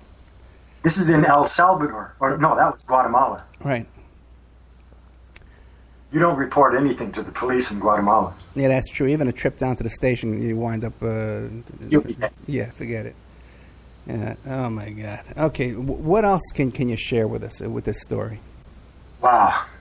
The psychopath machine, the story of resistance. I'd like for you to talk to me again after reading the book, because there's so many things in the book that are well organized, and it's difficult to sit here and tell you about all of this because It's so complex. Did you actually send me a copy of the book? Oh, for sure, you bet. And I want to send you a copy of F-Ward. No, no, I want to see that too, especially yet. But did you send a copy of the book or? Not yet. I don't have an address. Okay, then okay. I'll get an address from you and send you some of the stuff that I have that'll show you what I mean. Yeah, absolutely. We'll definitely do another, maybe a couple more shows. This is definitely great stuff. Now, did you ever wind up getting married and having your own family and stuff? Oh, yeah. I've been married for 20 years. And what does your wife say about all this? Wow. Well, first thing, my wife is 15 years younger than me. Okay. Good for me. We live together. We work together. We started our business together. We've taken care of ourselves, each other, and our business for 20 years. And we grew it from nothing into a happy retirement in the country. But we're still so damn busy. We started another business out here as a hobby, and now it takes up all of our time. It's just, we can't travel anymore. We're so damn busy. We're trying to sell this business. So we've been fortunate. We did really well. I have a really, really good life. I have an acre of land. It's a bed and breakfast, and it's really beautiful. It's one of the nicest parts of Canada and one of the nicest, very small villages in the nicest part of Canada that we're fortunate enough to live in. And what is this new business you're running now? This is pretty interesting. You know, for years we ran a plastic fabricating business. Right. So when we moved out here, we closed the business in Vancouver. That was 7 years ago. And we bought a bed and breakfast, which is on this acreage. And we ran that for a while, but decided I need a workshop. So I reopened a workshop and started doing plastic stuff again, just kind of local things. And then we started making wedding cake toppers. Bet you never heard of that. You know, the thing that goes on top of a wedding cake? Yeah. Okay, so we make those. You can find our store on Etsy. And we're selling, oh, good heavens, we're selling more than 1,000 of them a month, shipping them out worldwide. So it keeps me so busy that I don't have time to do this interview. Well, yeah. Well, I did get you to say but we don't want to do it. We want to quit. We want to go traveling. We want to enjoy our retirement. But frankly, I hate to put it this way, but we're making so much money doing this that what day do you say, okay, that's it, we quit? It started as a hobby and it just snowballed. It's keeping us very busy. Yeah, it doesn't seem like a lot of overhead either if you're doing it off Etsy. You know? It's our own. It's our property. We have two part-time employees and my wife and myself. One girl does shipping, another girl does graphics, and we stay at home. Everything is done on the property. Sometimes weeks go by, I never leave the property. All right. Okay, so before we go, now, is there anything you want to sum up and tell us? I can't sum this up. Right. The story will probably never be summed up. I wrote the book to get this all out, to get it all in some kind of organized fashion. It took me a year and a half to write it. So I kept organized, I kept it chronological, and I stuck entirely to the truth. Every word of this book is true. As bizarre as it is, some of it seems unbelievable, but it's the absolute truth, and I stand by it. So what I hope to do with this is pass this on to somebody else. I have other things I want to do. I got on with my life, and I'm not obsessive about this. It doesn't rule my life. But writing the book hopefully might be my final act in this story. We may well sell out our property and move to the south of Japan. My wife is Japanese, so we can live there. Really? Now, you've traveled all over, though, so it's not that unusual for you to travel. But do you know Japanese, how to speak Japanese? No, oddly enough, I've been married to a Japanese lady for 20 years and can't speak a word of it. Okay. Now, how did you meet TJ? Odd. I met TJ on the internet, some conspiracy forum, a long, long time ago. I don't know how many years ago, maybe 7 years ago. Okay. We talked for a while, back and forth. Then he found out that I was a Freemason. I've been a Freemason for 25 years, by the way. Okay. And don't think anything of it. The whole thing is bullshit. Okay. It's just like, people throw stones at it. People get all bent out of shape over Masons, and they rule the world and all this conspiracy stuff. In my opinion, it's nothing but a bunch of gray-haired old men, good old boys in a fraternal club. I was never a joiner of fraternities. I'm never into that, but I joined it out of curiosity, and somebody made the offer, so I took them up on it. So I met TJ, and we had a long discussion back and forth about a lot of things. Then when he found out I was a Mason, he freaked out and disappeared. So he thought I was some kind of, I don't know, he thought I was dangerous to him. But then years went by, and he learned what I've known all along, and he thought, I wish I knew then what I know now about Masons. I wouldn't have been so freaked out by it. So we're back in contact, and he's much more mature now than he was then. Now, do you have like a faith? Do you believe in God or Christianity or?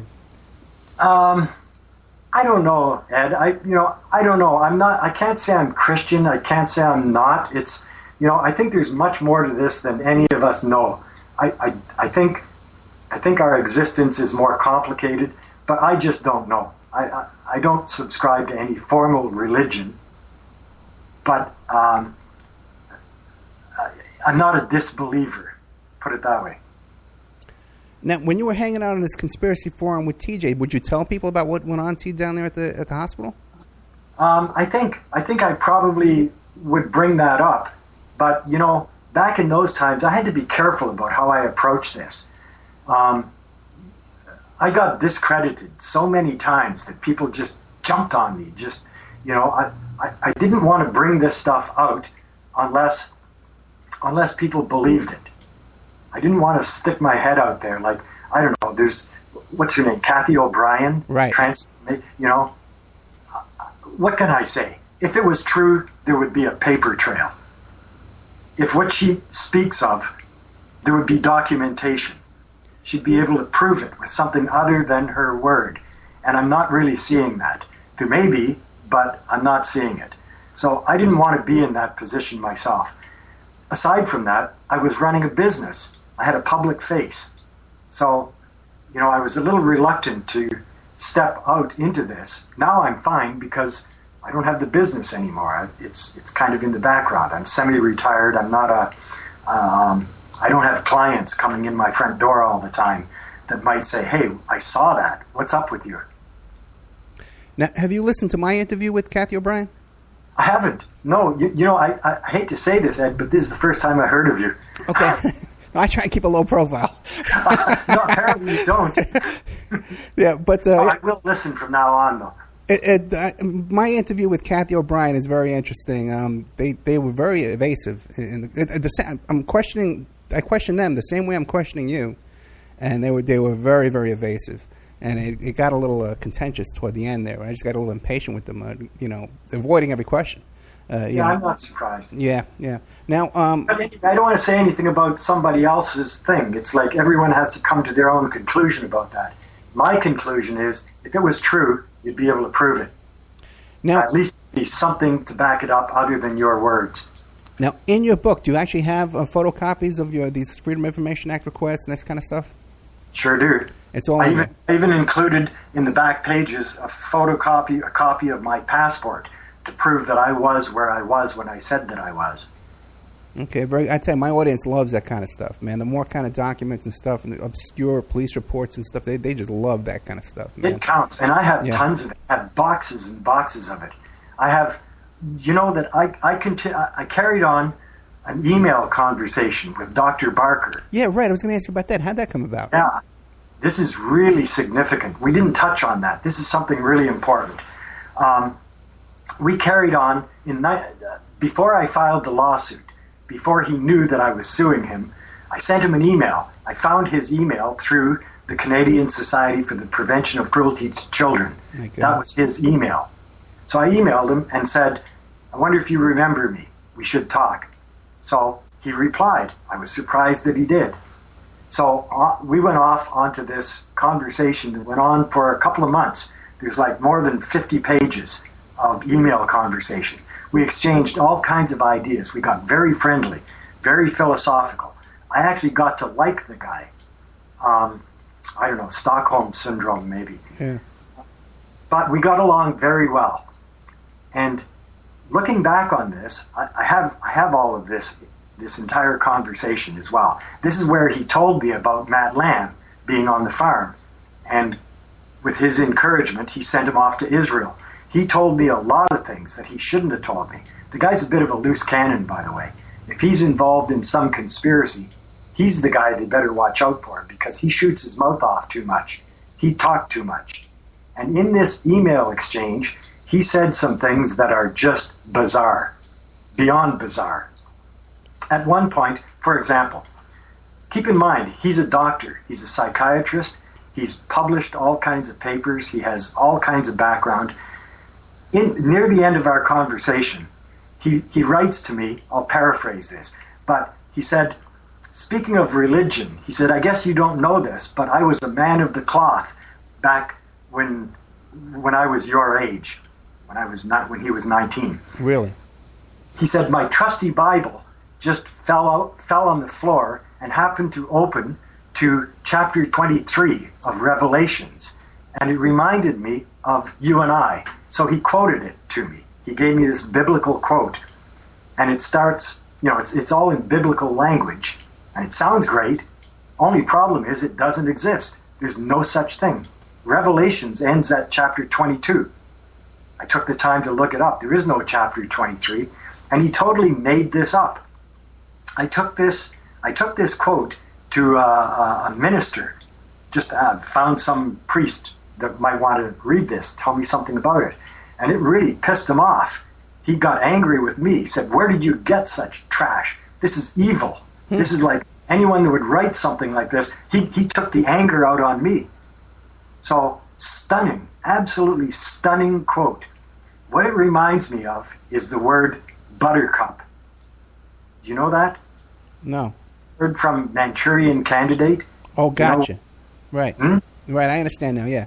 It's a trigger phrase. I'm pretty sure of it. It had no effect on me other than to make me go, what the hell is this?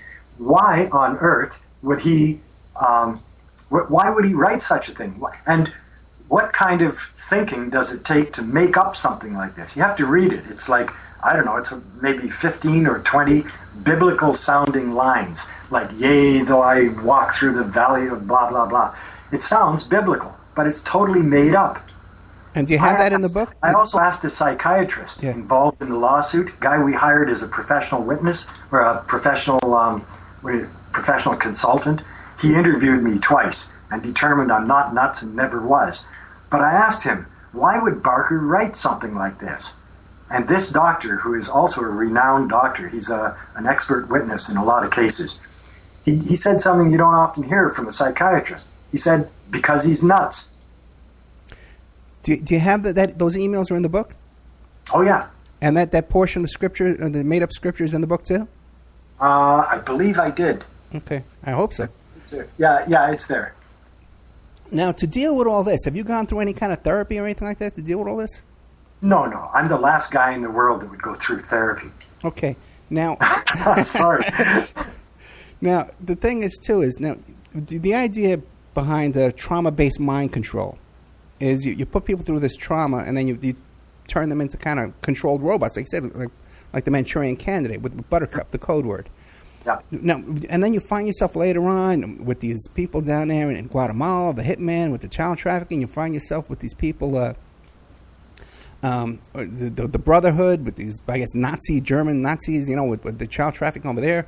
You find yourself over in El Salvador where Bishop Romero is murdered. Do you think it's possible, just like these other people, Woodcock, I believe was the man's name, who went off to Israel to become an assassin in Israel, that possibly you could have been controlled throughout your life and just not realize it? I don't think so. Like I said, the worst thing you can do is to half brainwash someone. Right. Because they didn't succeed with me. I actually escaped their clutches, and they didn't like it. I have my discharge from my clinical record. The last paper, the last comment in the clinical record is about my discharge, and the anger expressed by these people. You can just read into it. You can sense how pissed off they were that I actually got out from under them. Oh, really? Oh, yeah. Yeah, they were pissed. And you have those discharge papers, too? Those are in the book as well? Yep. Oh, boy. At one point, to show another thing in the clinical record, somebody writes a comment in there, along with all the drug stuff they're giving me. Somebody writes about me saying that I suffer from the hippie syndrome. The hippie syndrome. You see their mindset? Everything is a syndrome. Right. Now, when they were giving you like methamphetamine in there too, right? Yeah. Now, so when you got out, did you have any kind of addictions? Yep, big time. It's in the book. To what? Oh yeah, speed. Speed. Okay. Yeah. When they bumped me out the front door, actually, when I bumped myself out the front door, I was totally addicted to speed, and never did speed in my life before that. Would never ever consider sticking a needle in my arm. I would be as averse to that as I am now, but that was the result of Oak Ridge. I got to tell you, I crashed and burned. I got in a lot of trouble after Oak Ridge. I never hurt anybody. I never killed anybody. I never committed any horrible crimes, but it's in the book. Okay, so they were giving you speed intravenously? Oh, yeah. Yeah, methamphetamine intravenous. So then, okay, which is pretty intense. But then when you left there, so you had to keep that up. Yep. And so how are you supporting that habit? Crime? No. I actually stole some money from the poor box in a church once. I did that. It's amazing what people will do, It's just I know. Yeah. I know. But petty crime, maybe, but, I wasn't a successful criminal. I couldn't even commit a break and enter without screwing it up. I'm in terms of actual criminal history, the only thing that I can attribute anything that I did wrong, the worst thing I ever did was escape from prison, but essentially was to save my life. Right. Now, and by making your own gun in the metal shop, that's... Yeah, it's there. Yeah, it's all there. It's I know, it sounds like a bad movie. I know, I think it would be a great movie. I think this would be a great movie. You kidding me? That'd be nice. Now, what about inside the... I forget the name of the hospital again. Oak Ridge. Oak Ridge. Sexual abuse of the inmates. Oh, man. I'm sure it went on all the time. I can say nothing ever happened to me that I was conscious of, but there was a number of times that I was completely unconscious and handcuffed to some very bad people. Oh, my God. Do you know what scopolamine does? Do you know what scopolamine is? I have never heard of that before I read it in the description of the book. Okay, you need to know about this. And you can find out, there's a lot of really good internet information about scopolamine. Look up something called devil's breath, the most scary drug in the world. Just email devil's breath. This is the drug, this is the supposed date rape drug. What happens with scopolamine? You're completely gone. You're in delirium. This is a zombie drug. This is the drug that they use in Haiti and in Central America, where apparently they can just blow it in your face. Right. And seconds later, they own you. They can take you to an ATM, empty your bank account, take you home, steal all your furniture, and you'll help them. Or, worst case, you wake up in a hotel room bathtub full of ice, missing a kidney. Yeah, I've heard of devil's breath. I've heard of that, devil's breath. Look it up. This was one of the major drugs that they used in Oak Ridge, and I got a lot of it. So you ask about abuse, well, that's abuse right there, but I cannot tell you what might have happened when I wasn't there. Now when you got out, you had to keep up the meth habit. You had no you couldn't. There's no control over that. You just have to, Yeah. But now, what about? Did you ever go back to LSD? No, I only did it a few times in my life. Once, which got me into that, and a few times recreationally after that. But inside but they were giving it to you inside the hospital too, right? Oh yeah. Now, were you enjoying those trips, or it was just too massive and too? You can't enjoy anything in there. Yeah, this is not an environment where you're going to enjoy it. You would enjoy nothing, no matter what came your way. This was a place beyond joy. What about the food? What'd you eat? Whew, nothing memorable. I recall eating off paper plates. Not even a plastic knife and fork. Just eat with your hands with paper plates. Really? Depends what circumstance you were in. Some people had more privileges than others, and they actually got to use a melamine plate, and I guess a knife and fork, but probably not a knife. Maybe a spoon. And what about alcohol? Oh yeah, that's another one of the drugs they used. Alcohol. I never got any. I never, they never offered me a drink, bastards. but they were giving it to the other inmates. Yeah, they were. Yeah, that's right. Alcohol was another of the. You know what? I'm pretty sure that they used some hookers too. Really? Yeah, I think there was a nurse. I can't prove this, but I believe that there was a nurse who was. Her job was essentially to be a real nurse in the nursing sense. Having sex with the inmates. I think so. And she later went to work with Barker on the farm when Matt Lamb and two others were there. This nurse was also there. So, who knows? That is just so bizarre, this whole thing about this farm. Now, what about TV sets? Did you watch TV, movies? No. Books? No. How many books? No books. Only the papers that Barker provided. And these papers were basically Chinese brainwashing type stuff about confession writing. You write a long confession about all of this and that and this and that, and then you get judged by other inmates. What was going on in Oak Ridge was Barker's program had the inmates in control of the program.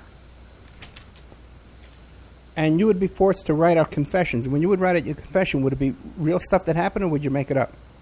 Sometimes you had to make it up. You had to confess to things that why would I confess to that? There's nothing to confess to. Really, I was an innocent kid then. I was only 19.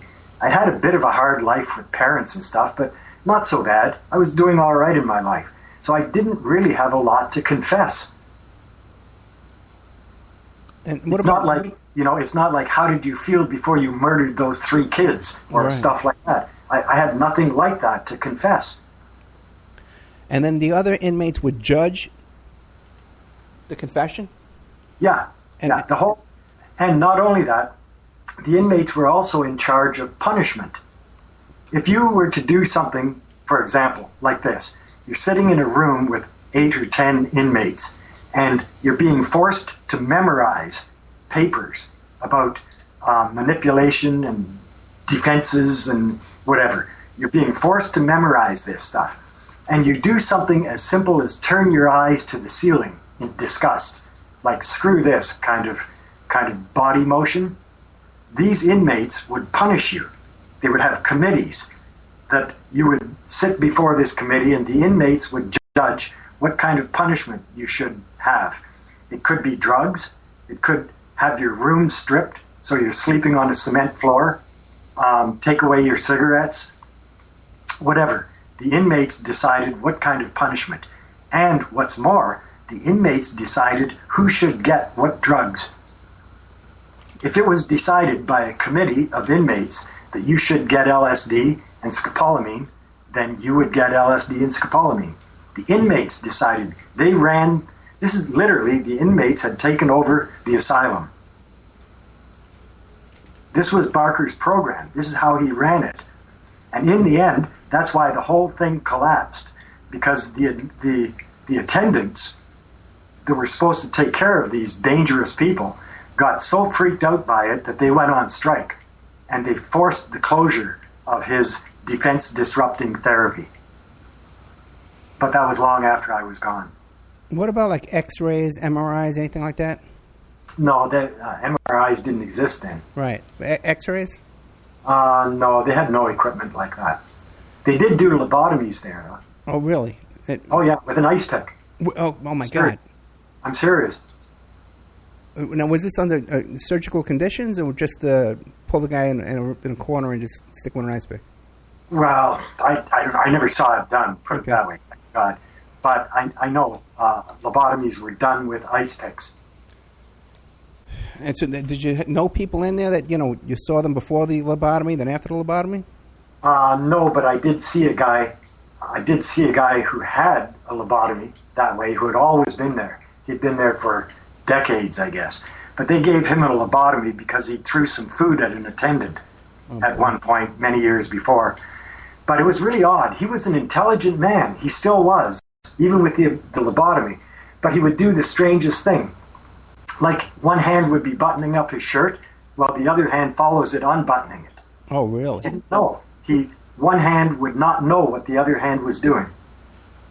Now, could he consciously say, "Boy, what am I doing here?" Or I didn't realize I was doing this, or he just had no idea he was doing it at all? He had no idea he was doing it. Okay. But he would occasionally make he was a very quiet man. All I recall, I think his name was Joe or something. Didn't know him well. But in these groups, in these inmate groups, or patient groups, never call him an inmate. You get in trouble for that. Patient groups, he would occasionally make a comment. And every time he made a comment, I thought, wow, that guy's he's not mindless. He's not like brain damage gone. He's very smart. And I was young enough to still recognize that. You were allowed to have cigarettes. Oh, yeah. Everybody smoked that. Rollies. Rollies. You had to roll your own? Yeah. Now, how'd you get that? Did you have to work to earn the cigarettes, or what? Yeah, there was, they actually had a token economy.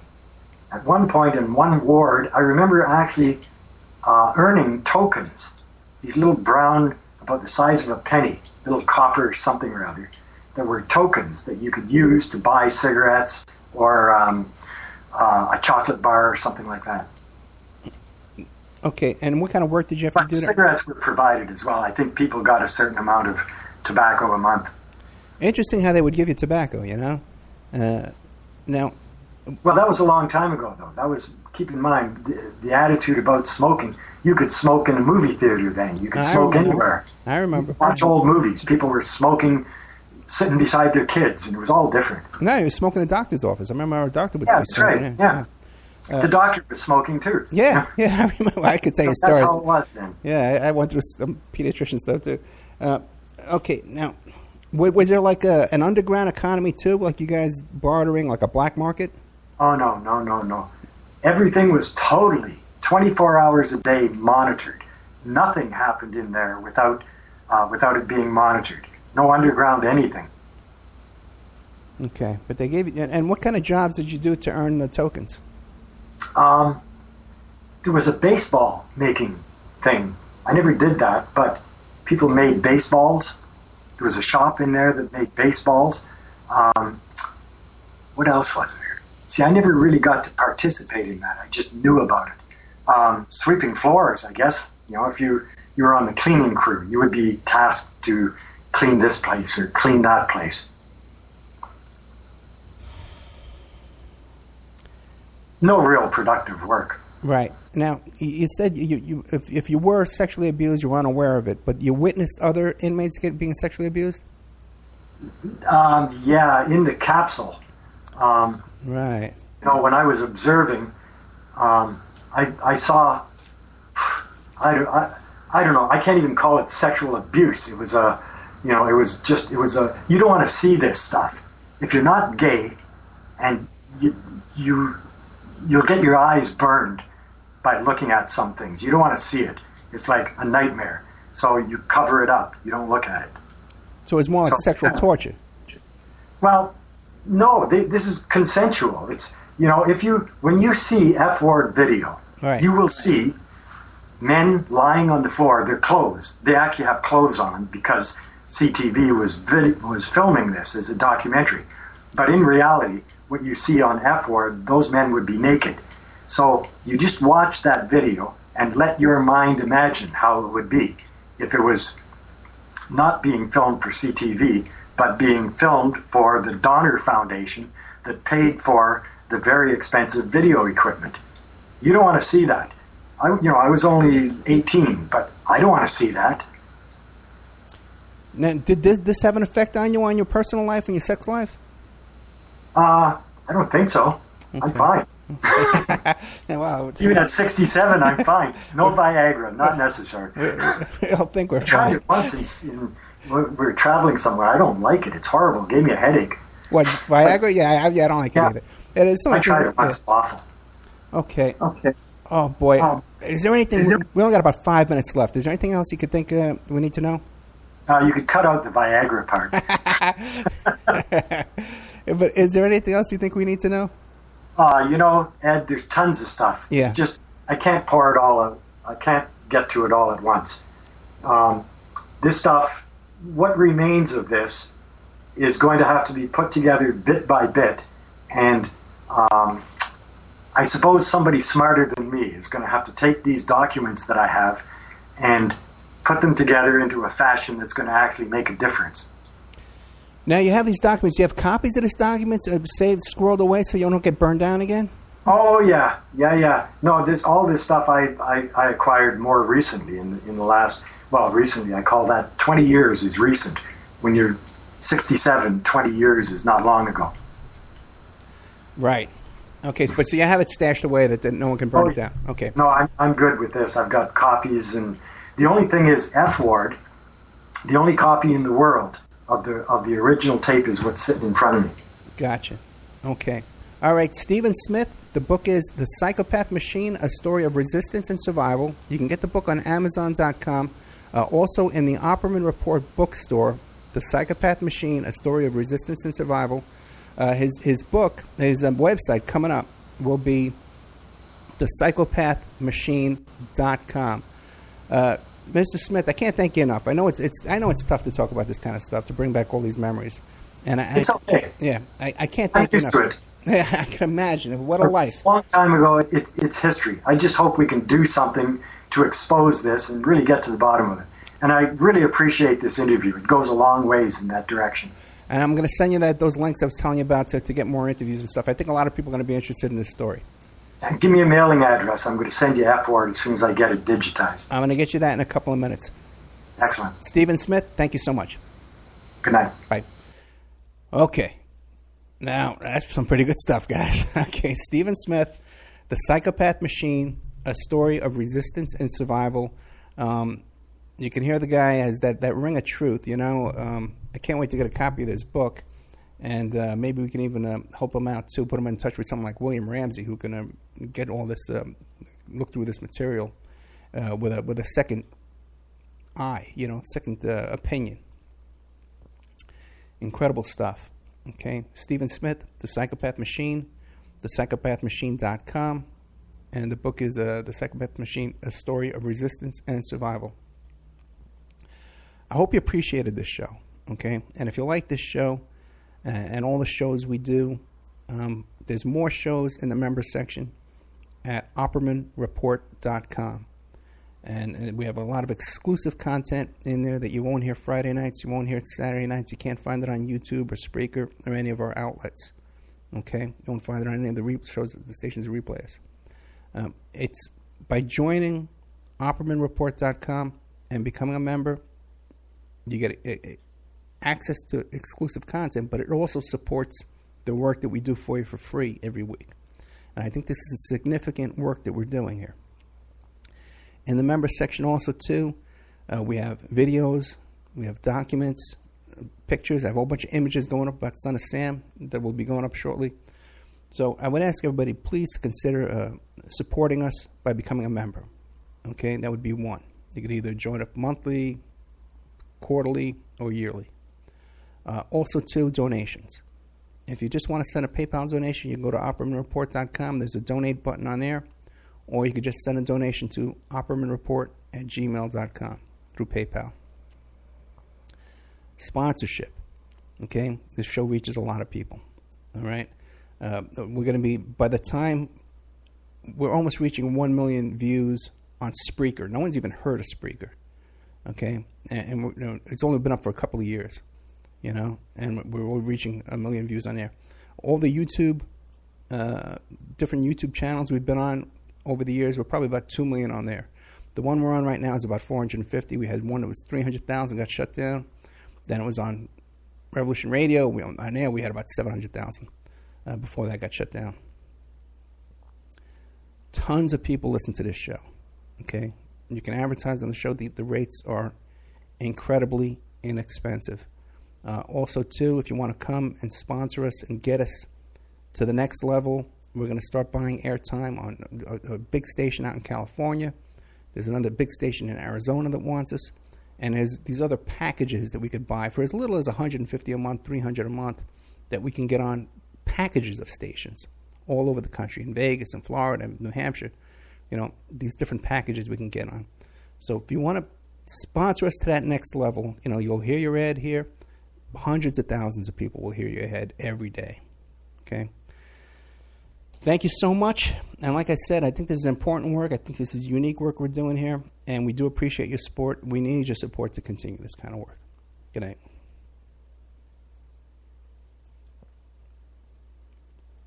Play a little Subhash Technosis for you here.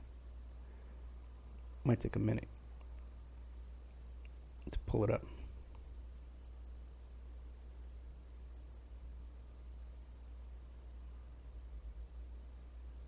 One more minute.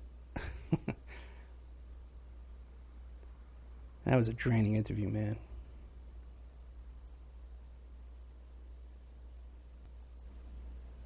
The Opperman Report is brought to you by SubhashTechnosis.com. Subhash Technosis is a search engine optimization and website design company located in India. So you know you're going to save a lot of money and get top quality service to boot.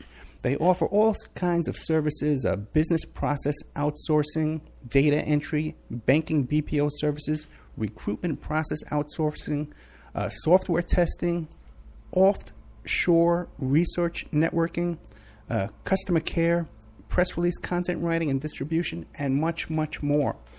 They offer website development, e-commerce solutions, mobile responsive designs. Now, I've personally worked with Subhash for over 10 years. This is the man that puts out my press releases. They've done work on my websites, so I can personally recommend SubhashTechnosis.com. You can find a link to Subhash Technosis at OppermanReport.com and also AwakeRadio.us. Welcome to our new sponsor.